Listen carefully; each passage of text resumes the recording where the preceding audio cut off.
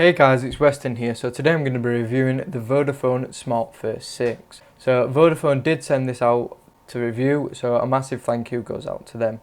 Now before I kick off the review, let's just see what you get in the box. So in the box you do get your charger. Now this being a review model, I have the European adapter. Now this will change obviously for you if you do buy the phone in the UK or in Europe as well. So next up you get your documentation. So in here you just have your quick start guide and all your other relevant information. Next up we get a set of earphones. Now these are very cheap and very inexpensive, but so is the phone, and I wasn't actually expecting the phone to come with any earphones. Then finally you get your USB cable. So this is a full-size USB to micro USB. So up next is the design, and it's not going to win any design awards, but then again it wasn't designed to. It's designed to be functional, it's designed to be affordable, but to look nice as well. So up top you've got your single earpiece. Now this is surrounded by a fairly large black surround, so it is a glossy finish which I quite like, and it makes the phone look a little bit more premium than it actually is. In the middle we've got a small but perfectly formed 4-inch display. At the bottom we've got three very large off-screen keys. Around the back we've got the rear facing camera and the rear speaker. Also in the middle you'll see a very subtle and very nicely placed Vodafone logo. Then finally at the bottom we've got a small logo. So this says designed by Vodafone. So up top you've got your single 3.5mm jack. At the side we've got the power control and the volume rocker. At the bottom we've got the USB and microphone. So this is just a standard USB and a pretty standard microphone. In the bottom corner we've just got a small cutout, and this is so you can remove the back cover. So finally, if you weren't aware, this phone comes in the black version what I have, and it also comes in a very nice white version as well. So the Smart First 6 measures in at 121.6mm tall, 64.4mm wide and 11.6mm thick. It also weighs in at 112 grams, which is not very heavy at all. So in the hand the phone feels very nice. It fits pretty nicely as well, especially if you've got small hands it'd be perfect, as it's a very small device. In the hand though it does feel a little bit plasticky, but that is to be expected as it is a plastic phone. So it does feel a little bit cheap in the hand, but then again the phone is very cheap anyway. Like I said, it's a plastic construction and you can feel that it's plastic and it's not the best quality. It does feel very light though, and for the money you can't really complain too much. I mean, it's not falling to bits and there's not bits hanging off. It's nicely put together. It just feels the price basically. So up next we've got the display. Now this is a 4-inch with a resolution of 800 by 480. So that gives you a PPI of 233. So it's not too bad, it's not the highest I've ever seen, but it means that you're still getting a relatively nice display even though it's not a very high resolution. As you can see looking at the screen, it's a little bit blocky and text doesn't look as crisp as obviously a 720p or a full HD screen, but you've got to think that it's a reasonably priced phone and the screen isn't that bad. So colours look really nice. They're quite vivid, I've noticed too. The screen brightness isn't overly impressive. I mean, it does go relatively dim, but as for the maximum brightness, isn't that bright, so outdoor visibility is a bit of an issue. So then we get to viewing angles, and again they're not really that impressive. You can see moving the phone around, you can see there's a lot of colour shift, and the screen just doesn't look that great unless you're looking at it straight on. Looking at pictures again is a mixed experience. So you can see I've got my Instagram loaded up here and I've got a photo I took a few days ago, and for the most part photos and stuff look relatively nice. I mean, they're not the highest quality obviously, but just for general use and just for looking on Instagram it's perfectly fine. So watching one of my latest videos back, I can see that colours are fairly accurate. There's not too much saturation and there's not too much contrast. It's not obviously the nicest quality, it's only playing back at 360p, but it's still highly watchable on this small display. So the Smart First 6 is packing Android 4.4.2 and it's a relatively stock-like experience. So yeah, everything is pretty much exactly the same as stock Android, apart from a few minor additions that Vodafone have added. It's not exactly what I'd call bloatware level, but they have included a couple of their own apps. You also do get an FM radio included as well, which I was really surprised about. So you can see going around the UI and stuff, it's a relatively smooth experience being stock Android and not having much bloatware on it. So flicking through the screens is alright, switching to your app drawer is pretty smooth as well. However, it's just when you start getting to multitasking and switching through your apps, it does seem to struggle when you're trying to load apps up. So you can see here, I mean, it's taking a while, and then you try and switch between that and another app, and then that takes ages to load as well. So for multitasking, it's not the best. So here we have the memory manager, and it's an app that I've never seen before. And what it does, it just allows you to do what your stock one does, but it just goes into a little bit more detail. So you can see all your preloaded apps there, and you can choose to end them or not. Then you've got a list of all your downloaded apps, so you can uninstall the pre-installed ones as well. You can see your memory and your storage as well, so it's pretty cool that that comes included as well. Also, a cool feature that I've not seen before is the status bar notification. So here you can toggle your notifications on and off, so you can turn Facebook on and off, Gmail on and off, and that will allow you to turn off notifications that you don't want to see or have priority ones that you do want to see, which is very cool.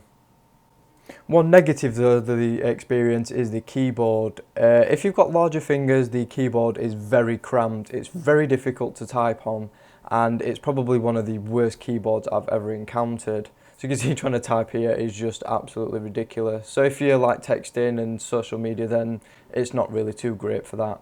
So now we get onto specifications, and the phone is packing a MediaTek MT6 572M dual-core Cortex A7 processor, a Mali 400 GPU, 512 megabytes of RAM, 2 gig inbuilt storage with SD expansion up to 32 gig, and a standard SIM. So you can see performance isn't the greatest. Loading Angry Birds does take quite a long time, but when you do actually get into the game, it plays relatively smoothly for something so inexpensive. Now, Angry Birds isn't the most intense game, but for a phone at this price, I was actually really surprised that it would play Angry Birds at all. So playing games like Two Dots is okay as well. The screen isn't the most responsive for games like this, but the experience is very smooth nevertheless. It's not obviously the most intense game, but it plays relatively nice as well. So up next we've got the battery, and this is a 1400 mAh user removable battery. So taking the battery out gives you access to your SD card slot and your SIM card slot as well. So battery life is very impressive. You can see here I got nearly 2 full days use out of it. You can even get more out of it if you're a little bit more careful. So you can see that gave me a screen on time of just over 4 hours, and that was pretty intense use. So this one I did use the phone a little bit more, but lighter use, but over a longer period of time, and that gave me 5 hours of screen on time. So you can see this phone is very capable of achieving great battery life. So around the back we have your camera. So this is a 2 megapixel one, and it's capable of shooting 480p video at 30 frames per second. So let's take a quick look at the app. So the app is very basic, it's very simple, there's not much to it. So you can see pressing the shutter, it does take a little bit of time to actually take the photo and save it, so it's not the quickest there. So here you've got your toggle to switch to video, and then you can see you press the shutter button again, and you've got a couple of options. So you can pause the video, or you can stop it, which saves it. Then you've got your settings, and you can see you've not got a great amount of settings in the video app, but there is a few. Then looking at the settings for photos, you've got HDR, panorama, night mode, and a filter mode. Diving into the settings again, and you can see going to the advanced section, we get access to the size of the photo, a timer, the ISO, and exposure settings as well. So now we get onto some samples, and you can see it's not brilliant. There's tons of noise, the colours are really muted and flat. Even with better sunlight and more light, they're still not brilliant, and focusing is a bit of a pain as well. So if you've got a subject, you can't touch the focus, you have to wait for the autofocus, and most of the time it just doesn't get focus at all.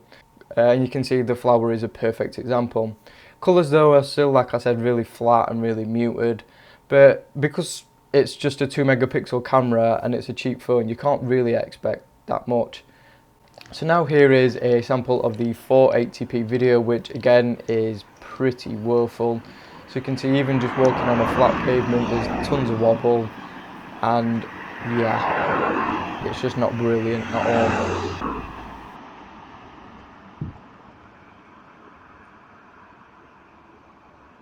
So now we get onto audio quality, and we're going to talk 3.5mm jack first. So I was actually fairly impressed with the audio quality from this jack. It wasn't the loudest or the best quality, but considering the price of the phone, it was very respectable. So then we get round to the rear speaker, and I'm just going to give you a quick demo of one of my videos, just to give you an example of what the audio sounds like through the rear speaker. So this does a really nice job of separating the silver from the black on the ear cups. So looking on the side, you can see the very nice stainless steel brushed effect headband.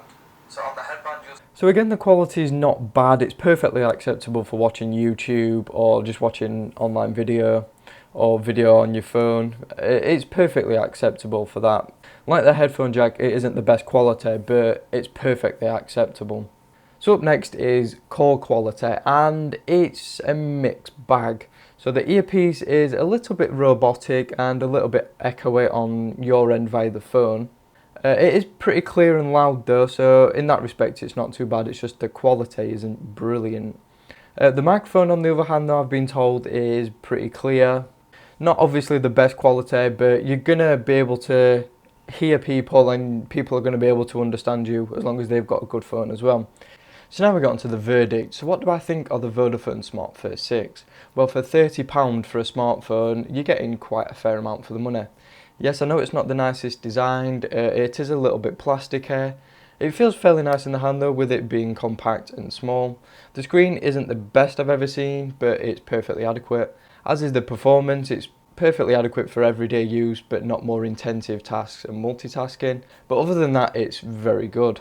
The camera is obviously a letdown because it's only 2 megapixels, but I'm actually surprised it's got one at all for the price. So all in all, the phone is great. So what would you actually use it for? Well, I'd say it'd be used for an emergency phone, or to take on a night out with you and not take your full flagship phone or an expensive phone that you have. So that way if you lose it or you break it, it's a £30 investment rather than a £200-300 or even higher price investment as well.